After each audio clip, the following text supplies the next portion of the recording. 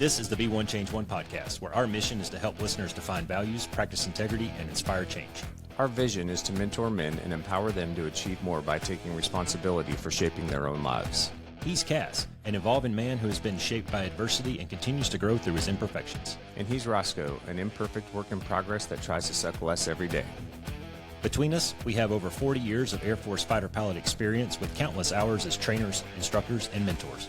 Join us and learn to take responsibility for your own life as we dive into subjects from leadership to resilience to vulnerability. Be the one who changes their course. Be decisive, driven, and purposeful. Set the example for others. Lead.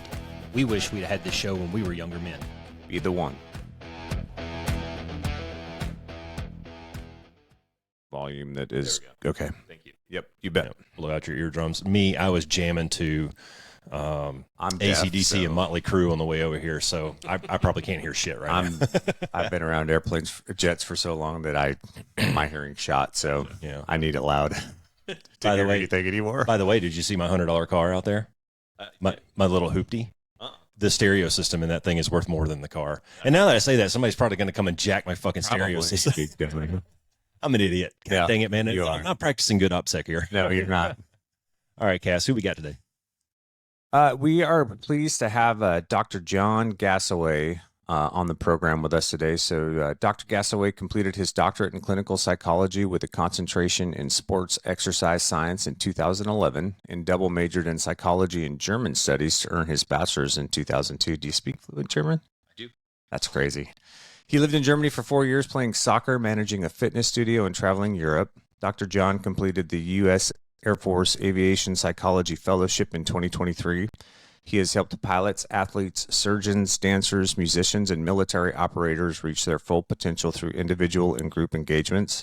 He co-manages a monthly webinar focused on performance optimization for the military, runs workshops for athletes in the Phoenix area, and enjoys his private practice, Advanced Mindset, focused on performance psychology. Dr. John spends the majority of his time working with single-seat fighter pilots to maximize their lethality, performance, and career longevity. Welcome to the show, Dr. John. Happy to be here. Thank you. Yeah. Hey, do me a favor, dude, and lean into that mic just a little you got to bit. get close or You pull can it kinda closer move towards it you. around a little. Shit, you can hold it in your hand. Whatever. We'll turn it up. We'll try to get the volumes matched a little bit later on as we go. But Sounds good. yeah, thanks for coming by, man. Yeah. John and I have known each other for a few years, and we've talked back when I was coaching football back in the day. I stopped by his office a couple of times to talk about how to build mental toughness in my kids, my football kids. And I mean, what a valuable resource that we have to be able to just reach out and talk to a doctor who deals in high performance stuff, man. Yeah, that's cool. Yeah. Thanks for coming by. Yeah. Happy to be here. Cool. All right. So I kind of, I don't know, wet the whistle a little bit in the beginning where I have a story. I like to tell stories. I like to talk a lot. So here we go. If you ever wanted to extract information from me, you would not have to throw a black bag over my cranium. Good job. You would not have to throw me in the back of a van and take me into a room with no windows, concrete walls, with a bright light or loud music or anything like that. All you would have to do is put me in a dentist chair. For whatever reason, I hate the dentist. I mean, this is worse than torture. This is worse than jumper cables on nipples. This is terrible. So I go to the dentist the other day, Thursday morning. I go to the dentist, and I walk in. I'm a couple of minutes late because traffic sucks for one. So I'm already in a pissy mood, right? Oh well, I woke up in a pissy mood because I got to go to the fucking dentist. So then traffic pisses me off. Now I'm just like doubly angry, and I walk in there, and she hands me a folder. It's like a new patient admit forms and everything. There's like 10 forms in here, front and back. I've been going to this dentist for 5 years. What the hell, lady? She goes, well, every 5 years we have to update it. Fine, I have no updates. Here's your forms back. No, you have to fill it out. Well, can I just put no change? No, you have to fill it. So then I decided I'm going to make it painful on them, right? And so the little girl that's supposed to take me back and do my initial like exam or whatever, my x-rays and whatnot, she comes out there and she goes, are you ready to go back? Nope, I got 10 forms to fill out in triplicate. You can sit. And so she just kind of stands there making it very uncomfortable for me while I fill out these papers and run their pen out of ink on purpose.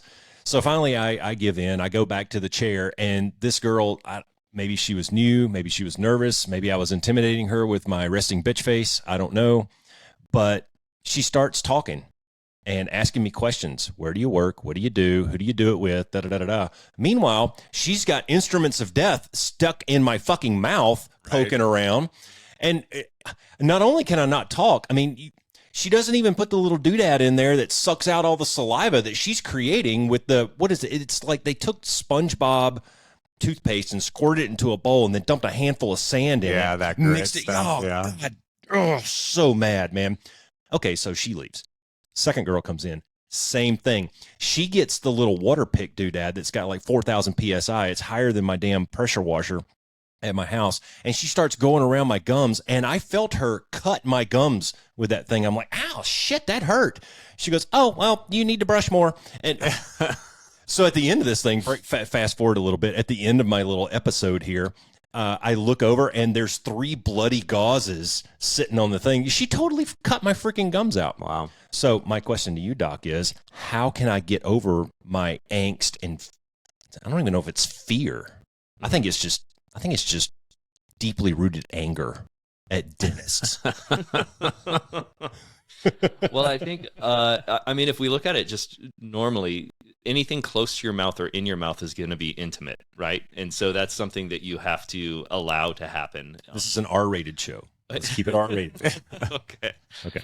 So I think that, having the capacity to allow that to happen rather than fighting it. And so much of what you do working with, the fighter pilots you work with is also to talk to them about like, yeah, you're going to be uncomfortable and I need you to be comfortable with that discomfort. Yeah. And so, taking some of those things. Now, the difference being obviously the biggest one is that when you're flying a fighter or when you're doing something that is protecting our country, protecting our people, doing all of these other things, it seems extremely consequential and extremely valuable. Whereas when you go to a dentist, it doesn't seem extremely consequential or valuable. It just seems like, okay, I'm taking care of myself. That's a good distinction. Yeah. Is it, no, sorry to interrupt, but I have a lot of questions. Is there also any validity in the thought behind, as fighter pilots, we do that every day, as opposed to a dentist, I do it once or twice a year? Correct. It's just the amount of exposure. Does that have anything to do with it? No, that has a lot to do with it. Obviously, when you have your own instruments in your mouth, so to speak, so brushing your teeth or flossing and doing different things like that. This is yourself, so you're familiar with it, right? But if you were to give yourself some more opportunity to just say like, yeah, okay, so I need to be more comfortable with somebody else doing something here, then that would be an opportunity to do that. I don't know quite how you would do that, other than asking your wife maybe to brush your teeth or something like that. That would get weird really quick in my house. Oh, If you do, take a video of it so I can watch it, please. She'd come in with a drill. Yeah. Yeah, so I think that there's also, though, the same thing you would do for chair flying and getting yourself the imagery saying, hey, I'm going to give myself more reps. If I'm not going to have my wife brush my teeth, I'm going to sit down and maybe 2 weeks before I know I'm going to go to the dentist, I'm going to start chair flying that. And think, hey, this is what I'm going to be doing when I'm there. I'm going to imagine them making me uncomfortable, cutting my gums, doing these different things, and then I'll talk to myself about, okay, so that's the experience and what I'm expecting. So how am I going to manage that? So what are some of the techniques I already know? So diaphragmatic breathing, contraction and then relaxation of muscles. So progressive muscle relaxation, telling myself that I'm just going to put myself in a different place, all the different methods you can use. If it is one of those things where you feel like I prefer you not asking me questions when you have things in my mouth, you can always just tell them that. Just tell them, hey, I appreciate you're trying to make small talk, and I appreciate that that's maybe trying to make me more comfortable, but it's making me less comfortable. So I would prefer to just be somewhere else in my head while you do this. And then whatever you make it, like tap me on the shoulder when I actually do have to respond. Then you can kind of give yourself. Wear my T-shirt that says "I hate people." Yeah, that'd work too. I hate all dentists. Yeah, there you go. Right on. Yeah. So I'm curious, Doc, for just because I think I want to focus a little bit on just the peak performance piece and the mindset that kind of goes behind that. I think that for a lot of the listeners that we have on the podcast, Roscoe and I have talked about, the fighter squadron, the fighter community. It's kind of a unique environment because one, you have mostly type A's. A lot of folks kind of share the same values. We're all pretty self-driven, self-motivated. And you don't get that everywhere else in the world. And so I think Very it true. becomes very difficult for guys sometimes to, unless they had a really good coach at some point in their life, or they just have an innate ability to kind of self-motivate themselves. Can you just kind of talk in generality about like what's the mindset that's required to get to like a peak performance level, or what would you tell somebody who wants to change something specifically in their life, or that's trying to pursue a specific goal in their life, like how to go after that, or the mindset to kind of try to shape and build to do those things? Yeah, I think the first thing is you have to have a lot of that motivation, right? There has to be a drive that is telling you that this is something that is so valuable to you that you will be unwilling to give it up. Despite whatever obstacles are put in front of you, you are going for that thing. And specifically working with the subculture to whom we're speaking, it's the integrated individualistic intrinsic motivation that has given them the path that allows them to fly fighters is it's exceptional. And trying to put that same thing into somebody who doesn't have a little bit more of that intrinsic kind of motivation is difficult unless you can find something for them that is that valuable. Yeah. And sometimes with fighter pilots, it's not even that they want to be a fighter pilot. The vast majority it is, but some of them, it's the competition where it's like, I wanted to know what is the hardest thing in this world that I could do. And this is what I found. And therefore that is what I'm going after. Yeah. And so, that's a good one. Yeah. I never even thought about that. Yeah. Dude, we're competing every day, man. Well, yeah, but that's not really in what he just said. That's not necessarily the driving force behind it. It's I want to do the hardest thing I can, and maybe next year I go climb Everest or something like that. So that constant seeking of just there's this you probably know about this Japanese gosh, I don't even know what the term is, but misogi. Where they talk about you need to do something like really hard. It's a rite of passage that they go through, that you need to do something really hard where there's a better than 50% chance that you're going to fail at this. Right. And whether you come out the other side victorious or whether you lose, you're going to be better for the experience of it. No, I could see that though. I can when you say that, I can think back at my time in the Air Force, and I could definitely think of a few guys that probably were in that group of folks who were really there probably because of the competition piece. Mm-hmm. Like that was their driving motivator. Yeah, for sure. And people join the military for all matter of different reasons. I mean, I joined for my own reasons. You joined for your own reasons. And none of them are, in my opinion, they're not invalid. If you serve your country, you're a patriot, you're a great American. Thank you very much for your service. But underlying some of that may be some different as you said, motivators. Did you read Angela Duckworth's book, Grit? Uh-huh. Yeah. So what you were talking about, as you were talking about, I was writing down, well, that's the passion piece of the formula, right? So passion and perseverance equals grit. Mm-hmm. What you're talking about is the passion. You have to find your intrinsic motivation somehow. Some of us call that self-discipline, or maybe self-discipline feeds into that intrinsic motivation. But regardless, you have to be kind of that self-starter going after something first. Right. Yeah. And so back to your question, how do you apply that, or how do you have other people find that? I think that can be very difficult if the person has not found their passion yet, right? Yeah, and that's tough. It's trying to give them that and allowing them to see it. I think that the idea of saying you've got to do something that's so difficult that you think you might fail, but you also have to want to do it. Right. Because I mean, there's several things that I think I would probably fail at, which would be even keeping a plant alive in my house. Right. But it's like, but how much passion do I have to do that? And so it's trying to get them to see that. I think you can also look at it in terms of what are you asking them to do? Is it something they're doing with their body? Is it something they're doing with their mind? Mm-hmm. Is it something they're doing spiritually? Like, what is it that you're asking them to do, and trying to find that niche that for them seems important enough to say, this is what I'm getting after. Right. You look at some of the things like, fighter aviation, and you're like, well, that's body and mind. And so it's like, okay, well, I'm going to have to get both of those things like spun up and ready to go.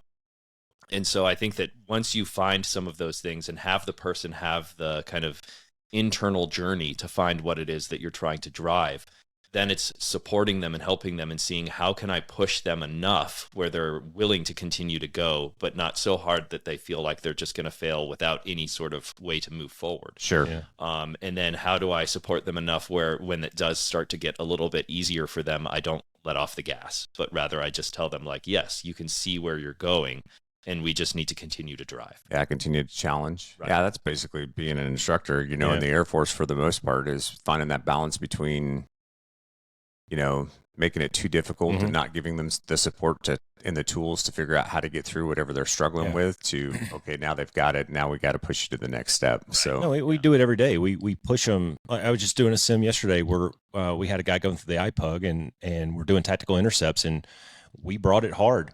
And he made it through the first couple of sets. Okay. Wasn't awesome, but it was okay. And he was barely winning.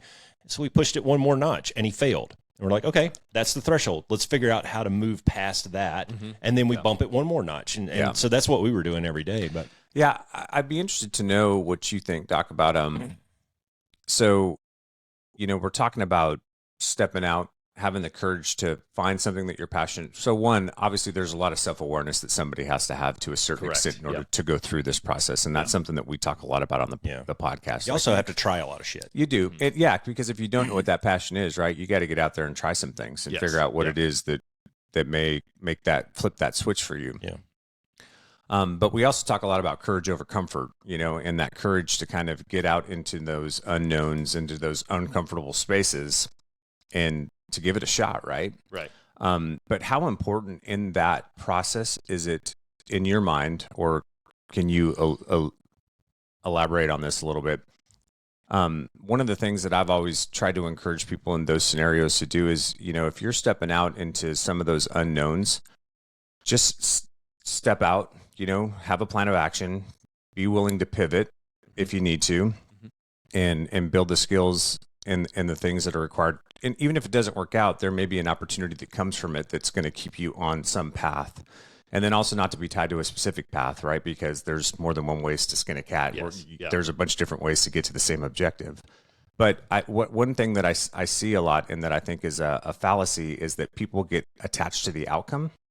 So they have a specific outcome in their mind going into something. And as soon as that outcome isn't realized, or they don't think it's going to be realized, then they're done. They're out. Yeah. And so how important is it when you step into those spaces to be doing it because it's what you're passionate about and what you want to do, and not really be tied to the outcome necessarily? Yeah, I think so. So that's a difficult one, because the outcome is the thing that they're measuring themselves against. And what really a good instructor or a good coach or a good kind of peer will do is help you see that I need to focus on the process and not the outcome. Yeah, right. And so just like you were talking about with the TI, like if I'm giving them enough tools and skills for them to kind of do this thing, I am measuring the tools and skills. The outcome will take care of itself if you are capable of doing the tools and skills.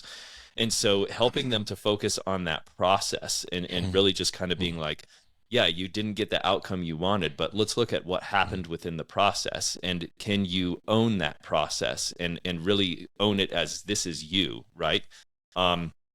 Taking that same example and using it and saying like, okay, so are you saying then that everybody who lined up for the 100-meter dash against Usain Bolt is a loser? Right. And it's like, because there's only, the outcome is there's only one, right? But does that mean that everything everybody else did in the time that they're capable of running and all of those other things are all useless and meaningless? Or is it you're just saying like, no, that's why we compete. That's why we're looking for these things. And the actual outcome might not be the one that I wanted. But man, if you talk to any one of those athletes and say, hey, you're just worthless because you're not number one. I mean, one, you wouldn't be very, have very many friends. And then two, not a very good coach. Right. Well, it would also be one of those things that you're invalidating so much that you're just you're an alien in their space, right? And so if you want to be part of their space, you have to understand that space and allow that. Outside of the outcome, what are the things that we're looking at, and the processes, and looking at how they can take ownership of those. That's really where you want them to reflect on their own identity, right? I can identify myself as somebody who was. I took first place in the 400 in high school, and I'm just going to own that for the rest of my life. And that's the only thing I talk about. And Uncle Rico. Peaked in high school, John. There you go. Or I can say, no, I know how to work hard. I know how to persevere. I know that even when I'm injured, I can come back from it. I know that sometimes I won't come in first place, but I know how to learn from that and get better. Those are all the things I want to be recognized for. Yeah. That is what I want to be as my identity. Yeah. You won the 400 at high school once. Congratulations. Yeah, that's so powerful because I think, and we talk about this too, is I think we can get into the comparison game so easily. Yeah. It's so easy to get into that comparison game where, my performance and how I feel about myself is based on how I competed against you in that 100-meter dash or whatever the case may be, right? When really, if I understand you correctly, what I should be doing is focusing on the skills, the tools, the abilities that I have or I need to improve on and competing with myself. Yes. And the outcome is I'm getting better. I may not have won first place, but I'm improving or, I'm getting closer to that goal of being at this time on that 100-meter run or whatever, right? So that more of that internal focus on what are the things that I need to improve and do for myself? And that's the competition that exists. It's that competition with me. And can I improve those areas or those aspects? Absolutely. So there was a pilot with whom I was working, and his cohort was about 15, so quite a few people, right? And so he came to see me. He was not satisfied with the way he was performing. He said, hey, I really feel like I'm kind of, if I look at the pecking order, I'm probably number 15 out of 15, and really dissatisfied with that, which obviously you would expect from this type of population. Yeah. And so I asked, though, well, how do you know that? Because one of my biggest frustrations with trying to help people reach their maximum potential as a fighter pilot is trying to ask them, well, what objective measures do we actually have? Yeah. It's so subjective. It right? is. So asking the pilot first and foremost, is it true? Are you number 15 out of 15? And of course, he didn't know, and there was no way to really prove it. But that was his experience, and I didn't want to invalidate that. Sure. So I was just like, sure, okay, so let's say that you are. How do you know? And so he's comparing himself to others, comparing himself to those around him, saying like they don't seem to be having the same issues and like having to, refly particular things. And so I told him exactly what you just said, which is stop focusing on your comparison to others and start comparing yourself to yourself. Yeah. So from this ride to next ride, what improved? So just look at what happened last time and what do I want to get better at this time? So fast forward, this is an 8-month program, right, that they're going through, and fast forward about 6 weeks, so about a month and a half later, and I meet up with this, pilot again, and I'm asking him like, how are things going? And they're going so much better and just super excited and like, I got it. And I'm like, okay, cool. So where would you put yourself? And I loved his response was just absolutely perfect. It was like, oh man, I don't know. I haven't been comparing myself to anybody. That's great. Yeah, that's awesome. I was like, that is awesome. And then he gave me the caveat, right? He goes, but probably in the top 5. That's good. And I was like, there you go. Yeah. So as soon as you got out of your head with this comparison of an outcome and started just really focusing on yourself in the process and saying, how do I get better? And all of a sudden, whether it's true or not, again, it's just his perception. Yeah. The perception was I'm dead last and now I'm in the top 3rd. And it's just the focus and where you're focusing your energies. Two things that I've heard in the past though is, well, and maybe these two either complement or contradicts each other, but one is comparison is the thief of joy. So if you're constantly comparing yourself to somebody else, you're not really enjoying your own experience. Second thing is perception is reality. Yeah. So, in his mind, in that person's mind, and dude, I'm so guilty of this. I whether it's competition, comparison, whatever it is, I look at, well, if that guy can do it, I can do it too. And then when I can't, or I can't do it as good as that person, that's when I start to get aggravated. Now, luckily enough, I've been through it enough to where I know to go back to the process. Like Kobe Bryant's, the Michael Jordans, the D Wades of the world, they were masters of the process and not results oriented. This is where Nick Saban talks about his process and all that stuff. All right. So there's validity in that. If you want to win and be a champion, focus on the process. But at the same time, that stuff can really drag you down if you're looking at the other guy and going, man, so here's recently there was the female like 400-meter world championships or something. Mm-hmm. And the gal that run it reset the world record. But so did 6 of the other 8 runners. Mm-hmm. They all ran better than the world record. And obviously there's got to be a winner, right? Mm-hmm. But 5 more chicks ran better than the world record. Now, how do you be disappointed over that? I mean, that's holy shit, man. Now you didn't cut the ribbon first and you're not going to be on the podium, but you just beat the world record. Mm-hmm. That's a mindset thing, right? Yeah. Yeah. Totally. It's also that belief, like you said, perception, right? So if I believe that this is possible, like we use Sir Roger Bannister a lot, right? The first, sub 4 minute mile, where it's just kind of like the belief system was that is just not realistic. And even, medical experts telling him you're going to go into cardiac arrest if you do this. And then, once he does it, and then all of a sudden other people are breaking the, record over and over. Yeah. And you're like, well, right, because that belief is there. And what's interesting with those, 100 meters and things like that is that they are so quick that a lot of times people won't even know until it's over. They're like, oh my goodness, like that actually happened, right? So I think that looking at that process and then being able to kind of look at like, yeah, I may have come in 5th, but I still beat a world record. That's right. Right. And so it's giving yourself the opportunity to, relish those victories, even if they're like a victory to you or a victory to your team rather than a victory to whatever the tournament is displaying. That's something that we just talked about recently is giving yourself an opportunity to rejoice in the accomplishment of it and the small victories. Be proud of your accomplishment.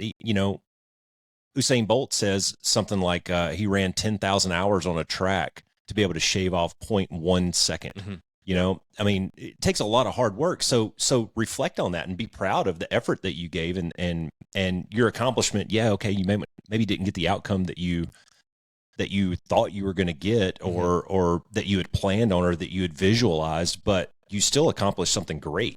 Yeah. Yeah. Well, that's just it, right? You gotta, even if you don't get the outcome that was desired, there's probably still some things that you improved on, right? And you need to be happy about that. Like you need to recognize those things and not be so overtaken by the fact that you didn't get whatever the big major objective was, and recognize, well, hey, I'm this much closer to actually getting to whatever that overarching goal was. In goal setting, we use the example of losing 10 pounds in 90 days. And it's very measurable. You get to the end of 90 days and you look down at the scale and you lost 8 pounds. Are you going to be disappointed? Or are you going to be happy and joyous that you lost 8 pounds? I mean, that's not insignificant. You worked hard and you lost 8 pounds. You did some things right. That's right. Yeah. So here's a question for you. Because when we talked about goal setting a couple weeks back, we were talking about the importance of self-discipline. Because when you first start off on a goal, let's say, you're probably motivated at the beginning, but motivation won't carry through the long haul. I don't think. Or you have to find ways to stay self-motivated, and I think discipline is the thing that does that. You have to be really focused on whatever that objective is, or with enough, or have the passion that you were talking about enough to continue to strive towards that, even when things get hard or you hit setbacks, right? That's kind of the adversity and the resiliency that gets you through to the other side. But I'd just be curious to hear from you, like, how do you, in a situation, let's say I've set a goal for myself that's going to take me a couple of years to achieve, and I'm hitting some obstacles or some roadblocks. How do you stay motivated in that process? What are the things that you would tell somebody or teach somebody in order to stay motivated in that process? Yeah, I think that goals have to adapt as you do, right? So you set your goal, you have your outcome in mind, you have the process that will get you there. And then as you're measuring yourself towards that goal, if there are particular things that change it, whether it's the timeline, whether it's the actual outcome, whatever it might be, you have to adapt with that. Yeah. And when you are inflexible to those things, then it's a lot harder to keep your motivation. I think that the intrinsic motivation is the thing that will be the fire that always burns, but every once in a while that's going to be down in embers, and then you have to have that extrinsic motivation, whether that's reward, punishment, those different things that can kind of add a little fuel to the fire to just kind of keep it going a little bit until that next log arrives. But I think that, one of the statements that I've read in the past that I really like is like, you need to be master of your goal, not slave to it. Right. And so I think that adaptation and understanding, like, okay, I have to have the discipline and not give myself a pass, right? Where like, okay, this is just not going to work. But probably the number one thing I work with people on in terms of goals and when they're kind of getting there is the fallacy of thinking of all or nothing. Yeah. Right? Where, I like to tell people it's an 80% rule for me. Like, if I am trying to work out 5 days a week and I didn't make it this week one day, I'm like, okay, well, I can still hit 80%. And then what if I miss 2 days? Well, next week, if I hit every single day next week, that means I hit 80% over 2 2 weeks, right? And so it's giving yourself the opportunity to say, if I'm hitting that 80% rule, I am definitely winning. Yeah. Another way to kind of apply it that I read recently that I don't know if I'd necessarily try, but it was, something that somebody wrote in a book and it seemed interesting, was never allow yourself 2 days, a 2-day pass. Like, if you missed one day, do not let the next day happen. Yeah. Like, I've heard that too. Yeah. Yep. It's easy to slide. And once you start, It's a slippery slope, man. It's a slippery slope. Yeah, and before you know it, you can't fit in your favorite pair of shorts. Yeah. So, but along those lines, though, same conversation, maybe a different way to look at it. So, you get this guy that shows up day one of the course, all right, and maybe this is a person who just kind of got here. He really didn't. He didn't grow up with this. He didn't go to an air show when he was 10 years old and just have this, man, I gotta smell jet fuel for the rest of my life, But he just kind of rode the wave, and he just kind of got here. It's like, oh, cool, I got F-35s. I guess I'll just, show up and do F-35 things. And so how do you take a guy like that who doesn't have that passion, who's just kind of here, for the experience or because somebody told him to show up? How do you turn him into one of the kind of guys that we talk about, that we want, that type A, lean forward, competitive, always hard charging? How do you bridge that gap in 8 months? Yeah, that's a difficult one. It's trying to find the value system of that person, right? The personal values that drive them. And you can use that example, or you can use the exact opposite, which is somebody who's at the end of their career, close to burnout, and it's like, I'm sorry, I don't have that passion to fly the way I used to have that passion to fly. I've started in that show before. Okay, yeah. And so you're looking at both and you're saying, okay, well, cool, I have to find something that you're going to be so passionate about that you won't let go, right? And so you take the person who's retiring and you help them understand that they can still be everything that they believe a fighter pilot to be, not being the tip of the spear anymore, but actually looking at like, well, right, but how do I sharpen the spear for everybody coming behind me? Yeah. And that might be part of that passion. For the person who's sitting there, who's starting that career, and you're trying to get them to kind of light that fire a little bit, it's trying to ask some of those questions that would get to that point for them. Like, you've put in enough years and dedication and time trying to get to this place. What was it that drove you to actually getting here? And if it is just the competition, and it doesn't matter what I'm flying, it's just the hardest thing I can believe I can do. It's like, okay, cool. Well, you might be right close to the end of the training portion of your actual program.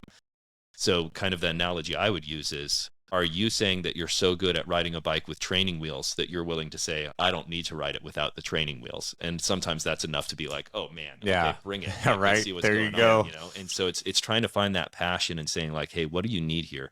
For some people, it will be family. And then you talk about, well, the squadron's your family. The United States, represents the culture that you choose to, defend, because how amazing it is. And you know that you have those personal freedoms and choices to do that. Is it defending, your family back home? Is it defending your family that's the squadron? What is it that will give you the ability to say, I am willing to continue to put in the effort and make those kind of, what word is failing me?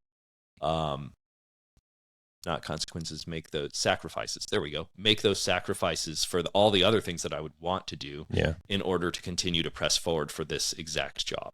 Yeah.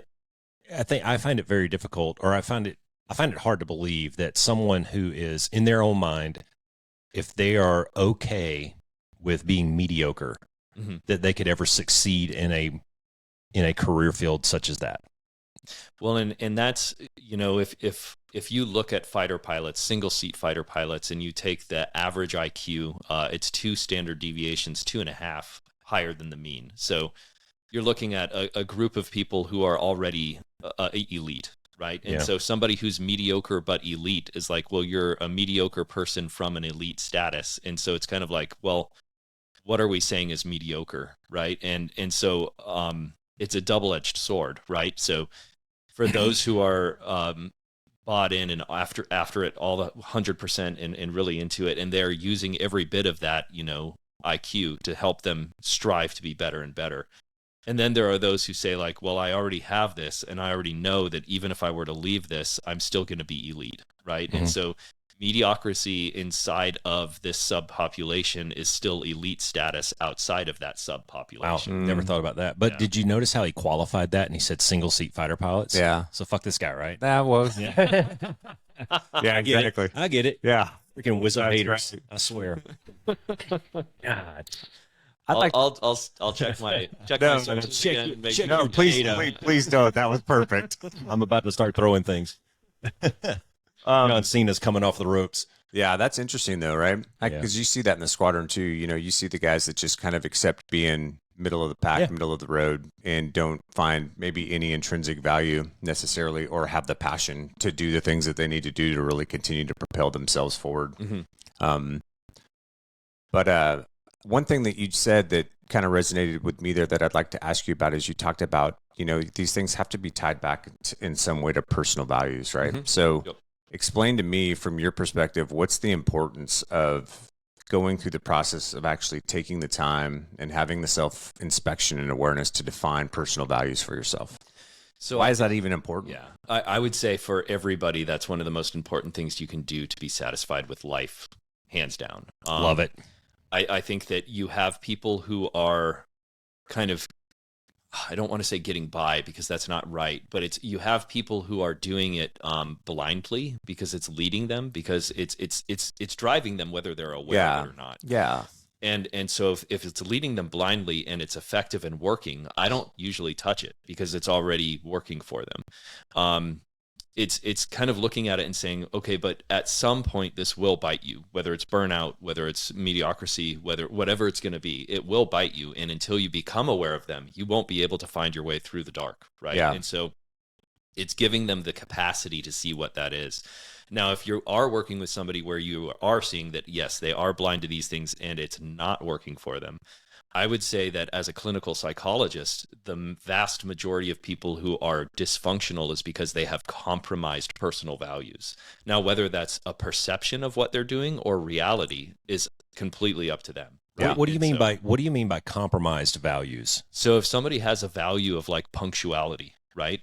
And then they're showing up late to things, they're going to own that and they're going to beat themselves up. They're going to tell themselves somebody will say like, yeah, it doesn't matter. We're working on things now. Like, thanks for showing up. And they're still going to be angry at themselves and beating themselves up the whole time and everything. And if they're unaware that that's why they're doing it, right? If they're like, I don't know that punctuality to me is this important. All I know is that I'm just in a real pissy mood and I can't get out of this pissy mood.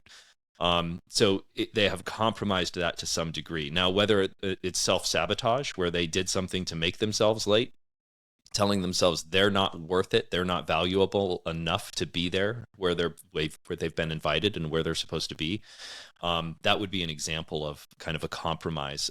Integrity is another huge one, when somebody may not have even done something intentionally that is dishonest or not truthful or something like that, but it's just the perception that they are that, right? So somebody is questioning their integrity. That's going to hurt deeper than anything else. And then if they're not aware of it and they don't know how this came to be, they are questioning themselves and their integrity instead of saying like, no, that's somebody else's perception because I know I would never do that intentionally.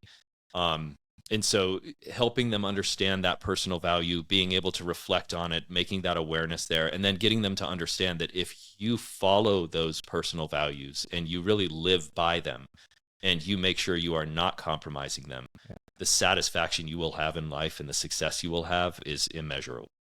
Boom. That's mic So drop. we talk Yeah. about it on the podcast all the time, the importance of defining personal values. And it goes back to, and I'm just going to bounce this off you to make sure that we're capturing everything that you're saying correctly. Sure.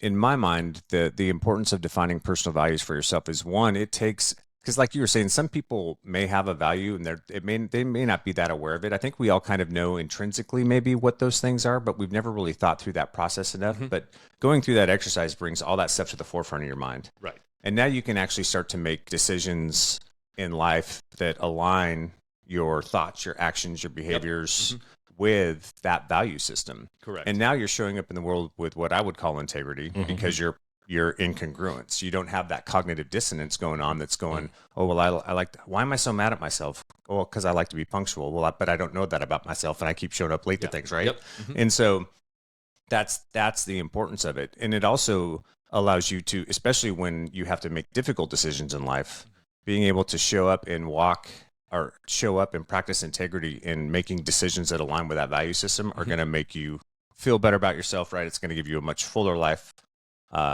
happier, all those types of things. Is that am I capturing that correctly? No, 100%. Like I the way I describe it is your personal values drive your behaviors, they influence your emotions, and they are guiding your thoughts. And so it's all of those things, which is what we would call living, right? It's all of those things. And so if you can become aware of those, then you know where it's coming from. And then when you become kind of like you feel like you're a little off kilter, you're like, well, let me reflect and think why. And a lot of times it'll just come right back to the values and being like, okay, that's where it's coming from. Yeah. Yeah. Because I'm out of step with something. I think it's also a great realization too, because if you get outside of your value system, let's say you have a conflict with a friend and maybe you don't respond in a manner that kind of aligns with how you want to show up in those relationships or that aligns with your value system, it makes it easier to go back to that person and go, hey man, I screwed that up. My bad. Yeah. I'm sorry. Yeah. I shouldn't have approached you that way. I should have come at it from this side. And can you please forgive me? Right. It makes it much easier to do those things. I think it's easy once you do that too. It becomes easier to illuminate your journey or your pursuit of happiness. Yeah. So that you know, and if that's one of the things that, I mean, I think we're all striving to be happy. Nobody likes to just walk around in a pissy mood and be sad all the time and be angry at themselves or others. So yeah, happiness, that pursuit of happiness, if you have those left and right boundaries that are called your values, then I think it's easier to walk in that path and stay happy. Yeah. Brene Brown, I love her lamp. I'm sure you're familiar with Brene Brown's work. Yeah. She uses the lamppost or the lamppost technique, right? Which is, knowing your personal values allows you to have that lamppost in those dark times to kind of illuminate your steps and to guide you on that path. I think that's really powerful. Yeah. That's good stuff, man. So kind of along those same lines where we're talking about, getting into kind of that pursuit of happiness, and you were kind of hitting on it there. You got this guy that's kind of at the end of his career. Maybe it didn't end up the way that he wanted it to. Maybe he wasn't selected for command or wasn't selected for the next rank or something like that. And, this will lead us into dealing with failures and setbacks. But, I'm trying to live this life that's, congruent with my values and in my pursuit of my own personal happiness. But then all of a sudden I get kicked in the junk here at the end of a 20-year career where I've devoted nothing but blood, sweat, and tears to this. And I wasn't the number one guy, but man, I was a close second, something like that. How do you talk to a guy? Like, how do you talk that dude off of a ledge? Yeah, I think that goes right back to our conversation about outcome versus process. Yeah. Right? So it's like, yes, that is an outcome. That is something that you were striving for. That was your goal. What were the things that led you to be even number two, right? What was it that led you to be on that docket to say it is between these two guys, right? Like, and I may not have gotten the number one slot, which really sucks. But I can look at the process that got me there and be like, man, everything I did there is who I want to be and who I want to be known as. And so I still own all of that. Whether you give me the position or not, you cannot take that away from me. That's good shit. That's really good. Yeah. There's, I've talked to guys recently who have gotten to the end of their career and maybe they weren't selected or whatnot. So, I mean, kind of that door is open for them to walk away, and they're really discouraged because they worked really hard to be a good fighter pilot for 20 plus years. And they're like we've talked about this on the show, where one day somebody's going to hand you a flag and this shit's over, bro. Yeah, it's over. It's even Tom Brady had to hang him up. Like, everybody's got to hang him up eventually. So, this guy is, he's kind of down on himself. He doesn't know what he wants to do for the rest of his life. And I'm talking to him and I said, well, man, if you could just paint your own picture, what would it look like? And he starts telling me these things that, if money and time is not a factor, this is what I want to do. And I said, well, hey, consider for a second that you weren't put on this earth to be a fighter pilot. Maybe that was just a small piece to a bigger puzzle, and that kind of helped change his thought pattern a little bit. He goes, wait a minute. Okay. So now I'm not bummed for it. I'm happy to have had the experience because the list is longer than you can count of the tangible and intangible skills and techniques and things that you learn just by going through something like this, even for the unmotivated dude who's just kind of happy to be here, but yeah, bringing that into focus for him to go, it was a dream of mine to be a fighter pilot, but I knew I couldn't do that forever. So what can I take away from that and apply it to the next, what's the next chapter? Yeah. Well, and it is finding what is that drive, right? So if we look at the people who are just like, no, I want to do the hardest thing I could possibly think of doing. You're like, okay, cool. What is that now? Right. Whether Right. it's Yeah. being a lawyer, being a surgeon. I mean, I don't care. It's like, what is the hardest thing you can think about doing right now? And then what I want you to do is I want you to go after it, but not just blindly, right? I want you to look at that and I want you to say, what were the parts of your job that you loved as a fighter pilot? And Yeah. what are the parts that you were like, I can't wait for this to be over, Yeah. right? Because I guarantee you have those parts. Yeah, you do. And you look at it and you're like, okay, so if I were a lawyer, what would that look like? What is my timeline? What is my family time? What does that look like for me when I do those things? Like, what do I want to do that puts me in a position where it's like I'm going after something that's extremely difficult to do, but I'm still having the benefit of not those things that I didn't like that were in my past, right? Yeah. And I don't even think it has to be pretty. I think that there are some times when you really do just have to look at like, maybe all I want really is the paycheck. Like, and that's okay, valid. Yeah. right? Yeah. And it's like, yeah, you can have that. There was a particular individual, not a fighter pilot, with whom I was working, and this this guy hated his job. Just hate it. He's like, my job just sucks. And would not stop talking about it. I didn't ask what his job was. I just waited for him to stop rattling. And then I was like, okay, how long do you work? And he goes, 40 hours. And I'm like, is it always 40 hours? Do you ever work longer? And he goes, you cannot hold me there. Chain me there for another minute. I'm gone. And I'm like, okay, all right. So what do you do with the rest of the week? He's like, well, what do you mean? And I was like, well, how many hours are in a week? He's like, I don't know. And I'm like, 168. 168 minus the 40 hours that you're working, we're at 128. How long do you sleep? He goes, 7 hours. I'm like, let's take away another 50. We're at 78 hours. That's almost double the time you're at work. What are you doing with that 78 hours? Yeah. And it was kind of this light bulb. And so I was like, so we started coming up with plans. Loved camping, loved hiking, loved going out with his kids, all these other things. And I'm like, you need to start making sure you're doing those things.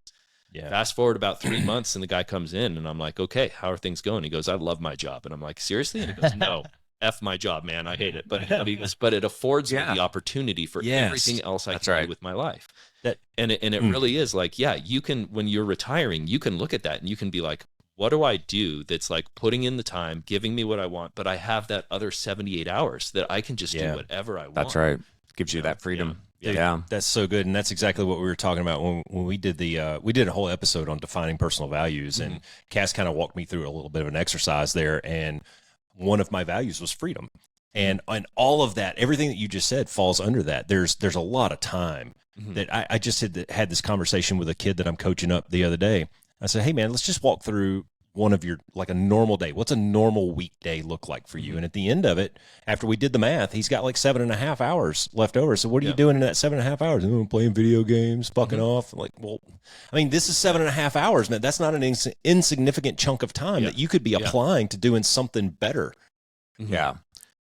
I have two questions for you. I'm going to start with this one though. So, because going back to what we were talking about previously, guys kind of at the end of their career, I was burnt out. I had those, I'm just kind of those things that I was done with the Air Force to a certain extent. We all get there. And then I had some things too that, that I didn't accomplish that I wished I could have, or maybe that I had been striving for during my career that didn't come to fruition for whatever reason. And what I tried to do in my last few years, really my last year and a half or so, was I really started to be intentional about trying to cultivate a sense of gratitude. Yeah. And just being grateful for the fact that I got to fucking walk out and strap on a $30 million fucking rocket jet every day, and go out there and rage around and blow shit up. And I love teaching, and I was still teaching guys and watching the light bulb come on, and watching the question mark over the canopy evaporate every once in a while, and hanging out with really good people and making great friends like Roscoe, and just being in that environment of the fighter community. squadron that I enjoyed so much. And I try to just focus on reflecting on those pieces of it, accepting the things that maybe I was disappointed about, but also just trying to create a sense of gratitude and to try to kind of walk and live in that gratitude. Is that valid? Oh, absolutely. No, that's one of the, top things you can do to make your life more satisfying and to not get knocked down when you're feeling like you don't like what's going on. Gratitude is like invaluable. Using it in mindfulness, using it in meditation, using it in everyday life. I think that, that gratitude and looking at what you get to do. One of my favorite actual statements was a student pilot who, I asked him, how's your day going? And he looks at me and he just goes, Doc, even on my worst day, I get to go fly an F-35. Yeah. And I was like, I can't argue with that, man. That's pretty good. Yeah.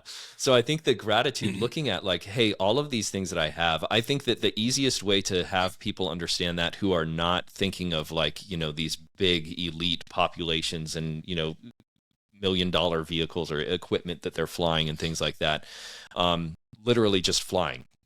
That's all of that. Like just asking somebody like, when you're injured or when you're sick, the first thing you realize is how much you take for granted being healthy or being uninjured. Yeah. And everybody can relate to that. Absolutely everybody. I'm dealing with that right now. Right. And then it's just saying like, have the gratitude that you are capable of doing these things. Yeah. I was at a motivational presentation and it was very enlightening in the sense that, it's just, we're talking about gratitude and it was just like, who's grateful that they had breakfast, raise your hand, these other things, and so all of it just seems insignificant. And like, he goes, hey, everybody just stand up for a second, so everybody's just like, okay, we're going to stand up.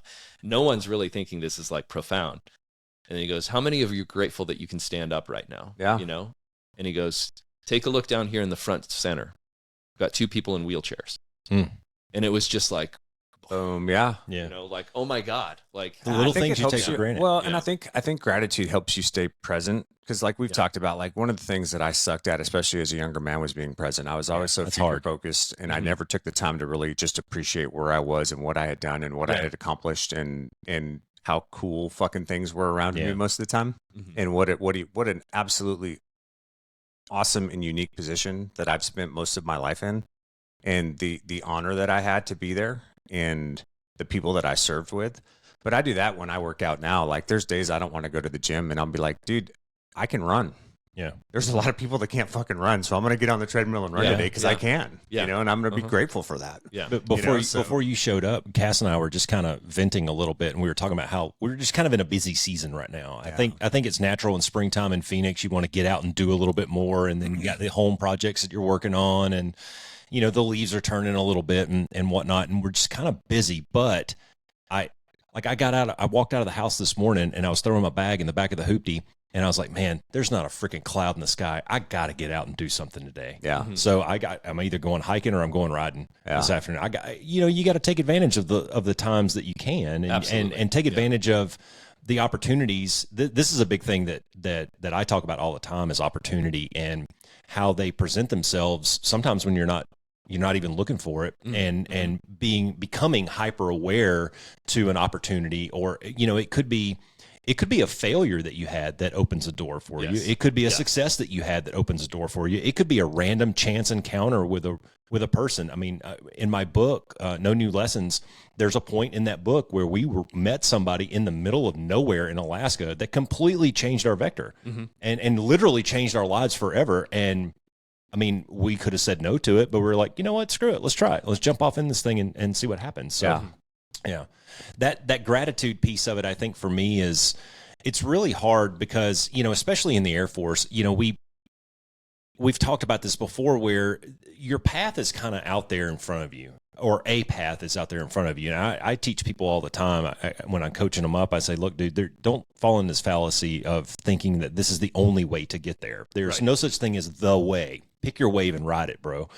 But that said, there's always a carrot to chase. There's always something to do. And you have very little time in a 20-year career to just sit and chill and be comfortable. Yeah. You're always looking for the next thing. And that, I think, is what makes the gratitude piece of it really hard, because you're constantly in that competitive, move the ball kind of mentality. In some ways, though, I think that goes back to what we talk about on the podcast, too, which is trying to find balance in that, right? Because we were in a very competitive environment. We're all type A, we're all motivated to make it to the next upgrade or to the next level. And, and there is that sense of competition that encompasses all of it. Right. And so it's easy to get singularly focused on the next step. And dude, I did it, and that's why I've said on the podcast, I wish that I would have had a little more self-awareness and a little more realization, because I'm organized enough and capable of, I could have brought balance to other areas of my life and still accomplish what I was able to accomplish in the Air Force. Yeah. I have no doubt about that. I didn't always do a good job of that. No, I think we all suck at that at one point or another. So, into your personal story, just a little bit on these same lines, like when did you know that you wanted to do what you do? Yeah, so I studying psychology and then German studies in undergraduate school. I also have been an athlete my entire life. So I got a personal training certificate in 2000. Yeah, wow. Okay. It's been a minute. And so it was one of those things where I was like, okay, so this is awesome. Then I moved over to Germany, living over there, running a fitness studio, playing soccer, traveling all over Europe, doing, all the stuff that I'm just like, this is just awesome. Yeah. But I was like, I need to put this together, this personal training stuff in psychology. And one of my intrinsic kind of personal values is helping others to help themselves. Like you said, the light bulb going off, like when you are helping somebody and see them get to the agency where they're able to give themselves the credit for what they've done to raise themselves, is just, you can't replace it. That's the best feeling in the world. It is. Yeah. And so I was like, okay, so how do I do this? I need to marry these things up. And so how old were you when this was going on? Let's see, I would have been 21, 22. Okay, so pretty early then. Yeah. Okay. And it's interesting because I thought this was like this epiphany. Like I was like, oh my God, I finally figured it out, right? Yeah. And then like my friends and my family are like, well, yeah. Duh. You're like, oh, well, I guess all of them saw it first. That's so important. But that's a big key piece of it though, is you had your passion. Now, how do you turn that into profit and keep moving forward and figure out a way to be able to do this every day of your life? Right. Because I mean, you can't necessarily play soccer at a competitive level for your entire life, and maybe you eventually, if you're doing just this side hustle thing, you run out of people to mentor at some point. But if you can marry these two and keep moving it forward, I mean, maybe it was an epiphany. Yeah, well, I mean, it felt like one to me. And so I researched different institutions in the United States that would afford a doctoral program. So I was like, I don't want to do this halfway. I don't want the master's. I want the doctorate. It's definitely looking at NCAA, which is actually where I thought I would be going, is working with a college or something like that. And they actually required clinical psychology with sports psychology combined. And so Argosy University out here in Phoenix, Arizona is the one that had checked the most boxes for me with this is what I want to do. And then it was actually really interesting how it happened that I started working for the military, because that was never on my radar. But then when I graduated, I had a hunting company contact me and say, hey, we have the perfect job for you. Like, you're going to work with the U.S. Air Force. You're going to make them better. You're going to work on performance and everything. And I was like, well, hey, this sounds like it's checking a lot of boxes. I'll check it out. It was primary care psychology. So basically working with your primary care physicians and basically diabetes, obesity. I'm sorry. Yeah, depression, anxiety, stuff like that. But so I took the job and not knowing quite what it was, and then started working it. And I was like, well, I mean, it's still not clinical psychology in the concept of like, hey, I'm meeting people for hours and stuff like that, but rather like, 15 to 30-minute visits where it's really working on positive psychology, get stuff done quick. Like, what are these little things we can do?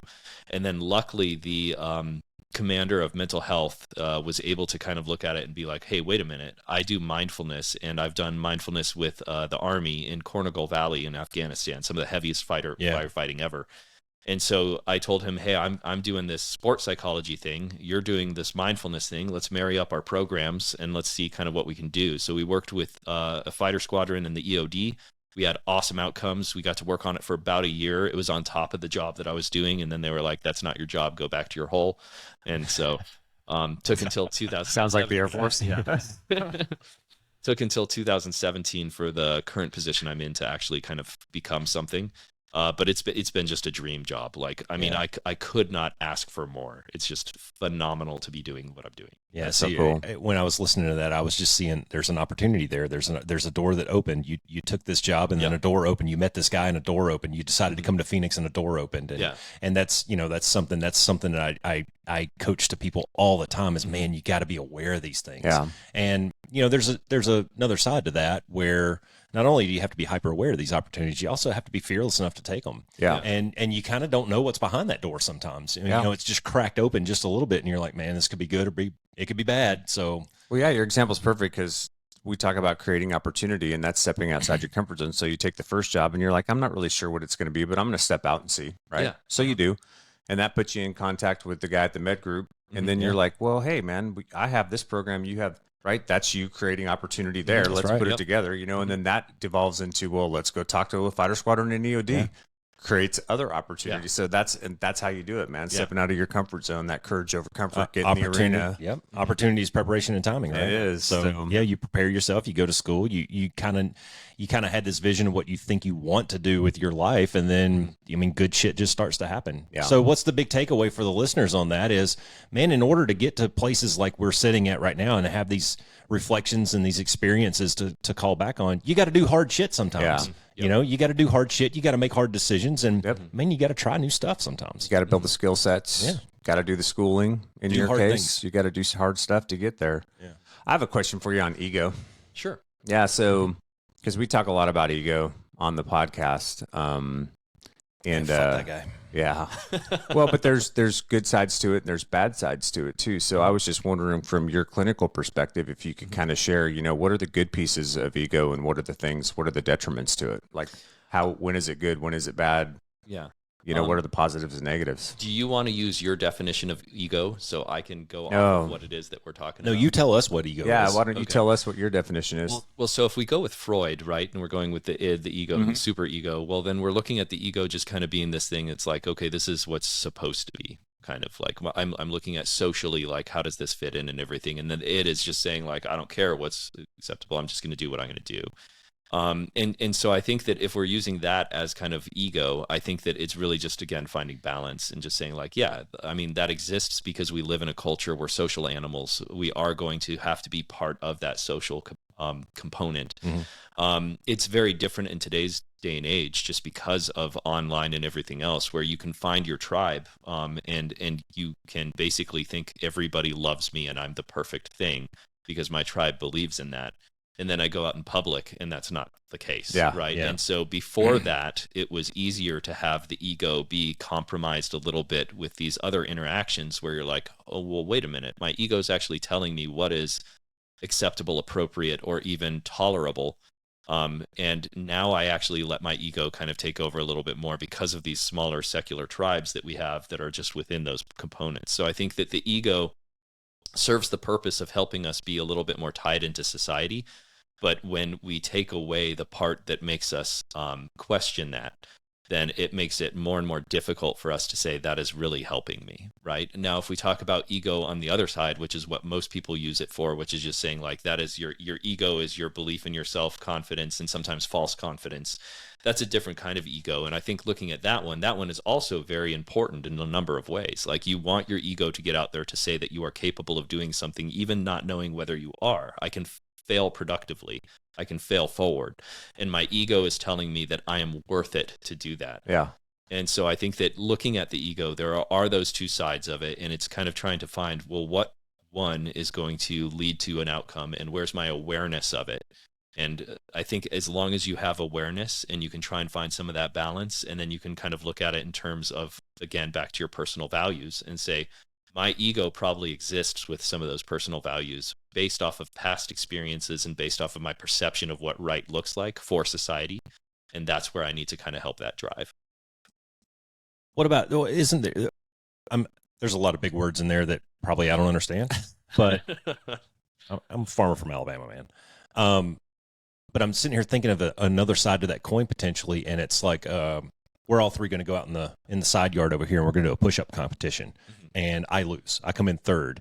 But my ego says, God damn it, those motherfuckers, they cheated, or I should have won that, or, whatever the case may be, whatever story I'm telling myself for the reasons that I should have won that competition, when in reality, I just didn't do the work. Like, I don't drop down and do 150 push-ups every day where you guys do, or something like that. Is that more ego driven, or this disbelief in the rest of the world that, it's a me problem, not a you problem kind of thing? Well, I think that with that, again, I'd reflect back to our earlier conversation where I'd say like, okay, again, that's outcome versus process. And then it would also be like, why is it important to you even to win? Like, what difference does it make that, 3 guys who are over 40 go out there and start doing push-ups, and it's like, hey, I did the most push-ups out of those. Yeah, 3 but guys. my ego's telling me that no matter what, I should win. We're going to pull your man that's card, right. Roscoe.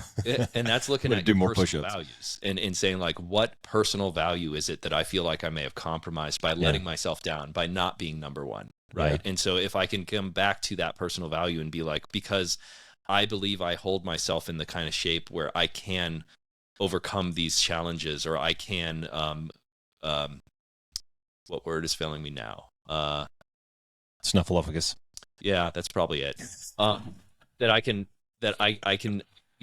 outperform those around me. Like I'm not just in shape because I feel good. I'm in shape so that I can dominate. Right. And so it's like, okay, well, that might be one of your personal values. And it's like, yeah. And if I feel like I didn't do enough to dominate today, I'm going to kick my. Yeah. Or maybe you don't know what your personal values are. And because society claims that men should be in a dominant position, or there's some kind of societal or cultural influence that drives that. And now it's a false dichotomy. Yeah.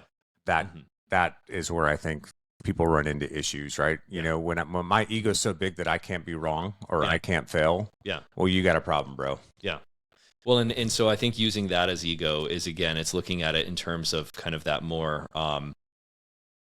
it's telling me what society says is, right? And so if I look at that and I say like, right, so because I'm male, I have to be this. Yeah. And if I'm not those things, I am less male. Right. Or less masculine. Or whatever the case may be. And I that's think, why it's so, again, another reason why it's so important to define your personal values for yourself. Yeah.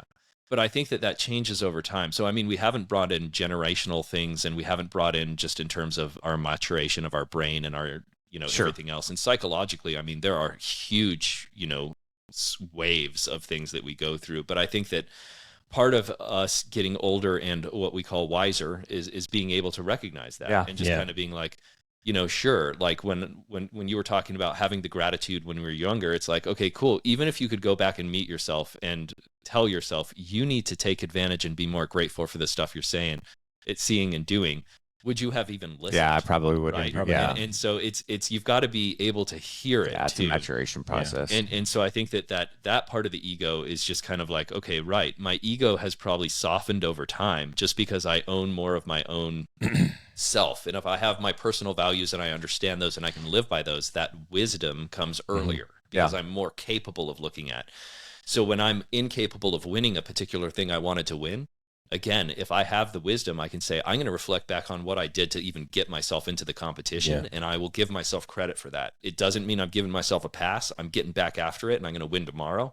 That's what we want. We want that fire, but we want to be able to say, like, it's not striking my ego where it's like, I'm the person and I'm the problem. Well, I think it goes back to, Doc, to what you were saying before, which is, it's really about you and you. It's not about you and whatever everybody else thinks or what society thinks. And we talk about that on the podcast too. Like, dude, don't worry about, because here's the deal. And I like Brene Brown's use of the arena, man in the arena from Theodore Roosevelt, right? Because when you get in the arena, there's going to be people in the stands heckling you. There's going to be people telling you can't do it, you're not good enough, or that's the stupidest thing I've ever heard, or whatever the case may be, right? And you can't listen to any of that noise. You've got to exclude the noise. You know what you're about. You know what you want to do. Go do it. Go do you. Put yourself out there. Start one left foot, right foot, like we talk about, man. Just start moving towards whatever that objective and that goal is. And then pivot and learn about things along the way. Build the skill sets. Keep moving forward, right? Fail forward, like you said. Yeah. But then there's the bravado, and this. You said before you mentioned the term false confidence. If Cass stands up and says, "Come on, boys, we're going out in the yard to do a push-up competition," I'm like, "Fuck yeah, we are!" Even though I haven't done push-ups in I don't know, 3 months or something. But my bravado says, "Yeah, I'm. Let's go." And then I have the audacity to be pissed off when I lose the competition. Yeah. So that's just because you don't know yourself. Well, I was gonna bring that up when you were talking about going back in time and talking to yourself. And our opener to the podcast says, "This is the show we wish we'd have had when we were younger." Yeah, and that doesn't necessarily mean when we were 12 or 18. It could mean when we were 35 or 42 or whatever that is. If I could go back and talk to myself, like in the movie White Man Can't Jump, where they were talking about Jimi Hendrix and Wesley Snipes is talking to Woody Harrelson and he says, dude, you can listen to Jimmy, but you can't hear Jimmy. Mm-hmm. You know, so if I go back in time and I'm talking to young Roscoe, I might hear the words that you're saying, but I'm not hearing what you're saying. Yeah. You know, and I know that in my mid-20s, I had some senior NCOs that at the time tried to mentor me on some things, and I wasn't hearing any of it because I thought I was on my own path. I was going this way, and they were mentoring me to go that way. That had something to play with or play into it for one thing for sure, is just different visions of where I wanted to go. But at the same time, there was an ego in there that says, I don't need your advice. I'm good. Yeah. Yeah. So what about failure? So we talk a lot about, I think we were talking about this a little bit in the pregame too, or I was talking with you about it. You know, I think that in today's societies in particular, like there's this idea that, you know, you can't fail. Like you have to be a success right from the get-go. Mm-hmm. You know, there's the idea with the influencers and all that stuff, you know, that everybody that's 20 years old should have, you know, 3 million followers and be a millionaire on YouTube or Instagram. But we talk about all the time that failure is one of our greatest teachers, right? Yeah. Because you learn the most about yourself when you go through adversity, right? And you take those lessons learned out. So talk to us. What's your concept around failure? Good or bad? No, I love it. I think that failure is one of those things we should actually strive for, not in the sense that I'm looking to fail, but that I'm finding my boundaries, my limitations, and those are the things I'm trying to stretch. The easiest way to talk to anybody about this is if they go to the gym, right? Because then it's so easy because you're like, well, you go to the gym in order to find your failure. Like you're not doing reps to say, I'm just going to do them until I get bored. You're doing them until you can't do them anymore. Yeah. Same thing if you're going to run. Like I'm running to the capacity that I know I can sustain a pace, but that pace in and of itself will fall at some point where I am unable to sustain. And so I think sports are one of the hands down best ways to learn anything about life. And it's because you learn about failure. How do I deal with failure? How do I do those things? And then even school, like you look at that and you're like, yeah, if you try and challenge yourself enough to see where you do fail at school, then that's where you're pressing the package. The problem is that we only reward success, right? And so, especially in today's day and age, and you put it right out there with social media and everything else, it's like the bells, the whistles, the dopamine, everything else is all about reward, just immediate reward, giving all of that. Instant gratification. And I think that you look at, you know, I'm trying to, it wasn't Amy Edmondson. She does psychological safety, but it was, I can't remember the author, which is bugging me, but she wrote a book on like the most protected generation of all time. And it's basically just like the fear of anything happening when I'm not the helicopter parent. So I have to be part of everything they do. My wife and I talk about this all the time where it's like, you know, when we were kids, you would go out, you were not supervised. You would go do these things and you would get in trouble at home. And you're like, how are we going to make this better before our parents get home so that they can't? The brother comes in with the arrow in his eye. Don't tell mom. And so it's trying to figure those things out, but that's problem solving. That's solution focused. It is failing because you're like, we know we did something wrong and we're going to have to figure out how to deal with it. Like, I think there's so much of that. And I think that we need to reward that more and kind of not let it be compromised as much as it is. I think that, you know, even looking at kids riding their bikes and you're like, you know, the kid falls over and then they put the training wheels back on and you're like, no, like that's, you know, they'll never get past the training wheels unless you allow them to fail, to kind of fail forward and figure out how they're getting better. And that goes back to also, again, not outcome, but process. It's like, what was the process you were doing in order to even get on the bike and start to balance and start to pedal and everything else? That is the process we have to follow. And if we're only looking at the outcome, all of us fall off the bike when we get off the bike. So every single one of us is going to do that. It's whether we do it on our feet or do it on the ground. One way or the other, we're coming off that bike. Yeah. So it's valid. I think failure is something that we should strive for in the sense that we're looking for our limitations. And it shouldn't be all the time and it shouldn't be with everything. No. But it should absolutely be when we're trying to make ourselves the best versions of ourselves. Yeah. It's you cannot, you know, compromise that at all. It has to be part of the equation. Yeah, because you're going to make mistakes. You're going to fail, you know, especially if you're striving to be something better than you are now, whether that's, you know, improving an aspect of your life, improving a skill set, attaining a position at work, whatever the case may be, right? I think what we try to stress is don't let that fear that you may fail prevent you. And again, that's that whole process of I'm going to step out with a little courage over comfort. I'm going to get outside of my comfort zone. and I'm not going to attach everything up to the outcome, right? Because the outcome may not be what I wanted it to be, or I may not achieve that outcome, but I'm not going to prevent that fear of failure from preventing me stepping out. Correct. Yeah. On those same lines, go back to what I was talking about, the concept of misogy. I forget what I was listening to. I was watching a show or listening to a podcast or something, and they were talking about this. And they said that when they do these things, they got 2 rules. One, the first rule is you have to have a better than 50% chance that you're going to fail at this. And the second one is you can't die. So they put safety measures in. And the example that they used is 1 year. They try to do one of these a year. So like you said, you're not doing this every day, right? Yeah. But they go out and they're out in the ocean off the Pacific coast out here somewhere, and they had like a 30 or 40 pound rock, and they were in water that was, I don't know, 10 or 15 feet deep or whatever, and they carried that rock for 3 miles on the bottom. Yeah. Right?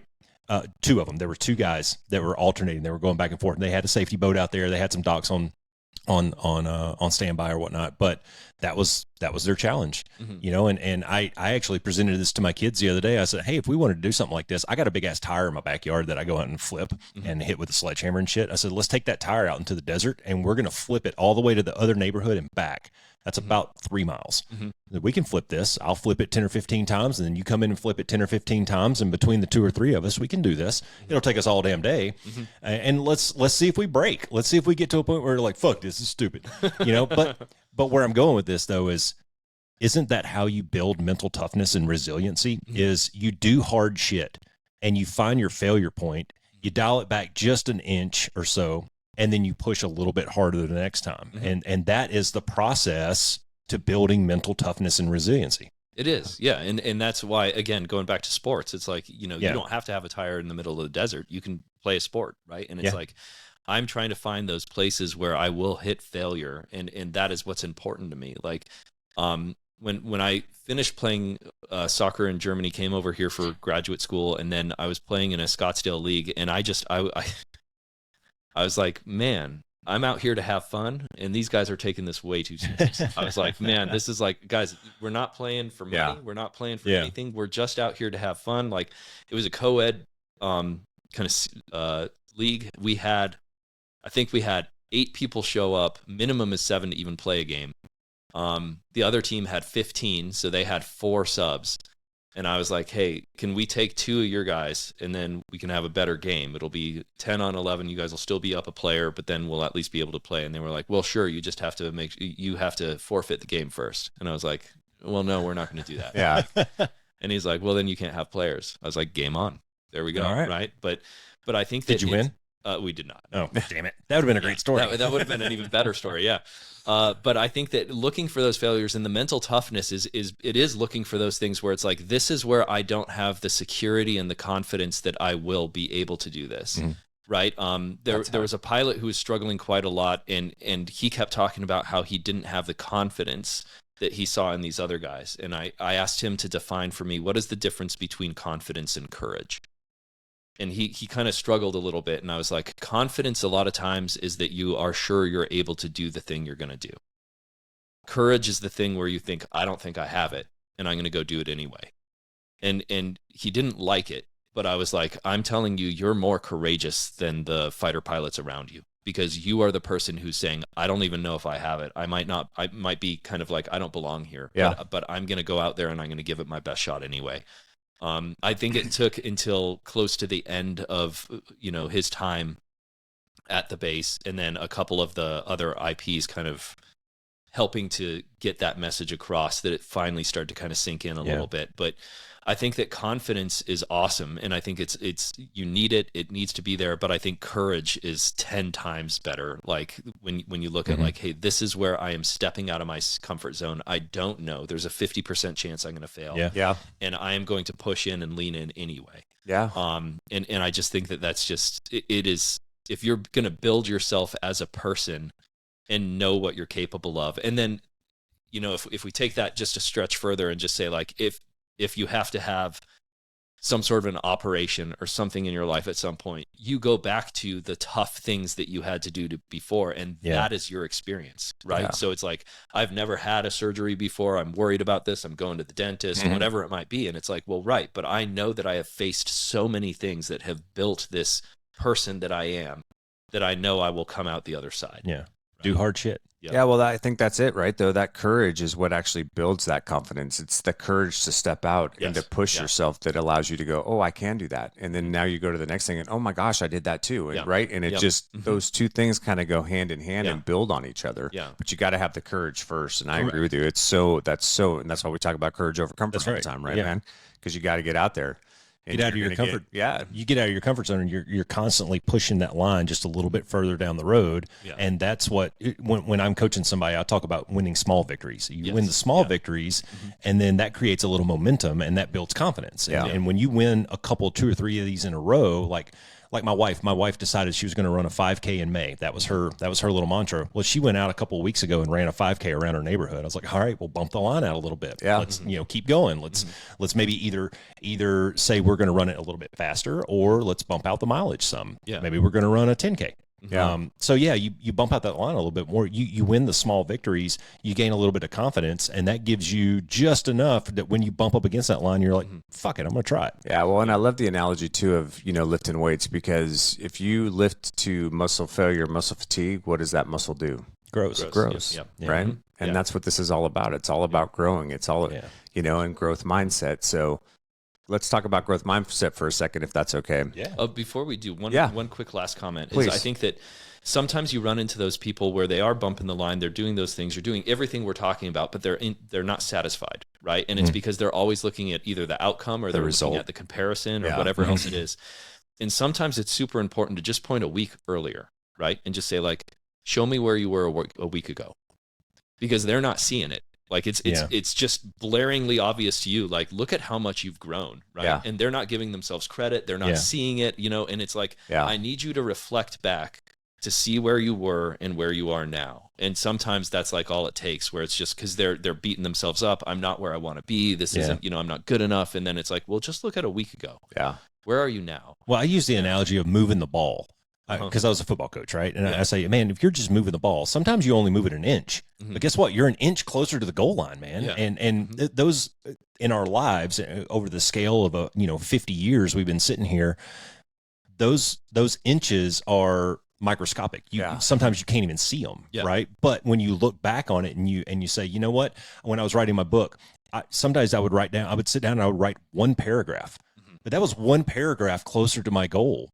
Of however many words or telling the story in its entirety or whatever, and some days I would sit there for an hour staring at the computer just to write one paragraph. Yeah. But that's, and insignificant as it is, how many paragraphs are in a book, but that moved me just a little bit closer. Yeah, that's so good though, Roscoe, because I think that's another one of those kind of social, cultural things that a lot of young men bump up against so much now too, is this, I've got to have it now, right? Yeah. Like it should be happening instant gratification right away. Like I should finish my 4-year degree and I should automatically be, in middle management or a CEO, right? There's like there's this completely perverse mindset out there that like everything should happen right away. And this almost lack of understanding that, dude, it takes time, right? We talk about it all the time. It takes time to build the skills. It takes time to build the relationships. It takes time to build all the things that go into you being able to do what it is. The experience, the maturity, all of those things. So there's a reason that first lieutenants aren't put in command of squadrons. Yeah.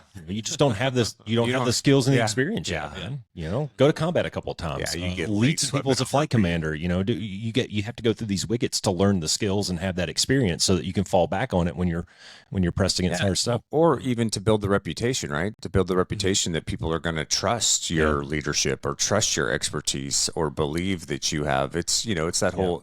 You got to build credibility. First. Yeah, exactly. So I wanted to go back as we're kind of getting into the waning minutes here, but I wanted to go back and reattack on one thing where we were talking about motivation, and then we transitioned that discussion into self-discipline. And where I want to go with this is, at what point or how do we get to the point where this just becomes who we are? Like, I wasn't always a person that got up and PT'd every day.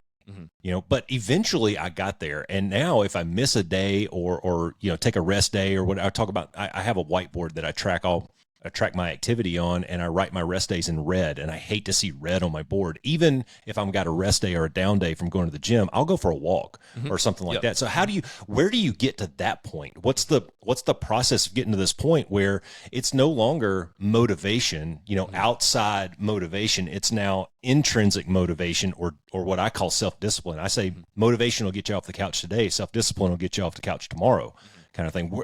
Where's that transition? How do you get to that point? I think to me, what you're describing is more habitual, right? It's like when do I build it to the point where it feels wrong if I'm not doing it? That's right. Yeah, there you go. Yeah. And so I think that building habits, there's a lot of literature out there. 21 days is where they stuck, I don't even remember what it was referencing because it's so old, but it was not a very good study. And then we said, well, what about 4 weeks? And really there isn't a magic number, right? It's just, it's when do you build it and when does it start feeling normal to you? Where if I don't do it, it feels abnormal. And so I think that it's kind of trying to build those things and not fighting yourself with it. Like the intrinsic kind of motivation comes when it's something that you desire to do for whatever reason. And I love, again, the gym analogy, because people can go to the gym and hate every minute that they're there. And it's like, well, you're probably not doing any exercises you like.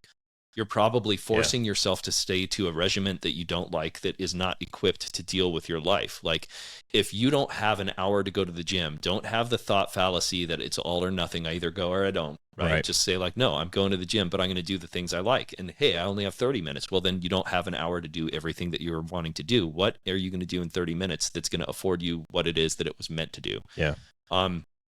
Adaptation. Today I'm feeling a little bit sick. Okay, well, there's things you don't want to do for your immune system and your heart, but you can still go for a walk. You can still do these other things. And it's starting to build that habit where it's like, this is what feels right for me. My wife, I love the way she says it, is we need to move our bodies, right? And it's just like, and if that's all I'm thinking I need to do, there's a lot of different kind of opportunities out there. So I think that, building the habit and making it feel like this is something that I have structured into my life enough where now it feels like it's wrong if I don't do it.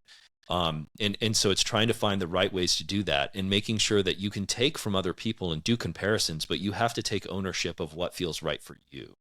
And that motivational component, I love how you said it, like motivation is what gets me off the couch today, but then discipline's getting me off the couch tomorrow. Find that piece that's like, but this is what I like. And even if I don't like it, today, I like it 99 of the other days. Yeah. It's like, okay, then I'm going to continue doing those things. That's like, hey, I can continue pushing this direction. Yeah, that's good. On your day when, you just everybody wants to take a pajama day every now and then, or I just want to sit around and eat some Cheez-Its and watch Netflix and just fucking chill, man. I'm tired. I've been doing honeydews all around the house all week or whatever. I just want to chill and relax. Even on those days, this is where I go back to the self-discipline and go, no, man, my personal identity is, or my self-discipline says, I do something every day, and I use this example about Jocko Willink the other day. He says, sometimes I work out for 2 or 3 hours. I might get up and hit the gym for a couple hours and then go surfing for an hour. Other days I might just do burpees for 8 minutes and go take a shower and get on the plane. You do what you can in the time you're allotted to. Yeah. Try to find the things that you enjoy. I enjoy jogging. I enjoy being outside. I can't stand being on a treadmill. I hate going to the gym because I feel like a gerbil in there, and I hate sitting on a machine and going, I'd rather go outside and find a cinder block and throw it across the yard a few times. I'm just an outdoorsy kind of guy. So find those things that you enjoy, and maybe that'll help propel and build some of that self-discipline. Yeah. Yeah. That's great, man. Good shit. What else you got, man? That's it. We're definitely going to have I could talk John to you all day, yeah, John. this is Thank you so much, man. We're It's bumping awesome. up against 90 minutes It's here. really good to have somebody that just has the background and the education and the experience that you bring to the table with all the different people and all the different types of folks in different career fields that you've worked with. It's a huge honor for us to be able to have you on the podcast. So thank you for being here. Appreciate it. And for the listeners, I just want everybody to know that this is my competitive side. Like, these two guys sat over here and used a lot of big words and had these big abstract thoughts, and I'm kind of over here taking notes going, oh shit, I need to read more on that. I'm not real smart on that. I'm kind of an idiot here, but thanks for playing, man. I appreciate you, and thanks for jumping on the grenade for the B1 change. Yeah, we appreciate you, man. Absolutely. Yeah, I like the opportunity and happy to come back. Yeah. Oh, yeah. We'll I'd love to definitely talk to you about cognitive rigidity. Well, On that note, I'm going to say be the change. Be the one.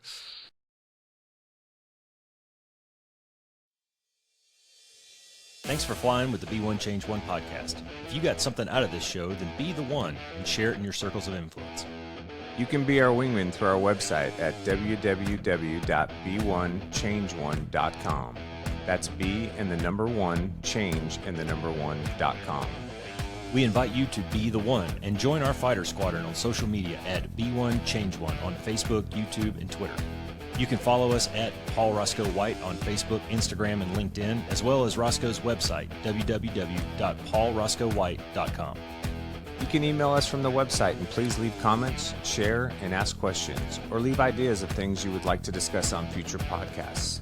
Most importantly, be the one that helps us win the algorithm by leaving a review on whatever platform you're listening on.